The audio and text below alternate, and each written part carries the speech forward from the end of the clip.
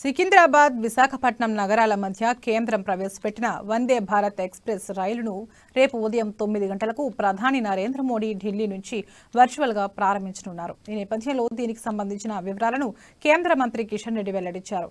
రేపటి కార్యక్రమానికి ప్రోటోకాల్ ప్రకారం అందరికీ ఆహ్వానాలు పంపామని, సీఎం కేసీఆర్ కూడా ప్రారంభోత్సవానికి వస్తారని భావిస్తున్నామని కిషన్ రెడ్డి ఆకాంక్షించారు.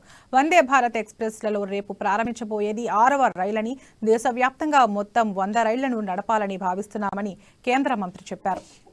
కాజీపేట్, వరంగల్, ఖమ్మం, విజయవాడ, రాజమండ్రి, విశాఖపట్నం ఈ స్టేషన్లలో ఈ ట్రైన్ ఆగాలనేటువంటి నిర్ణయం ఉంది. రైల్వే శాఖ మంత్రి ఈరోజు సాయంకాలం వస్తున్నారు. వారితో చర్చించిన తర్వాత పూర్తిగా దీని వివరాలు ప్రకటించడం జరిగింది. కానీ రేపటి రోజు మాత్రమే సుమారు సికింద్రాబాద్ నుంచి ప్రారంభమైతే 22 రైల్వే స్టేషన్ లో రేపు ఒక్కరోజు మాత్రం అవుతుంది. 22 రైల్వే స్టేషన్స్ లో ఈ ట్రైన్ రేపైతే అవుతుంది.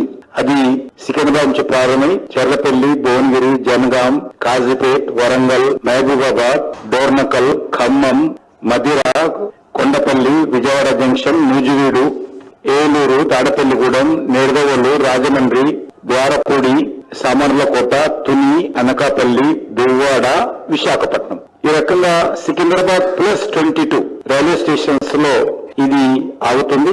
రేపు ఒక్కరోజు మాత్రమే అందరికీ పరిచయం కావాలి.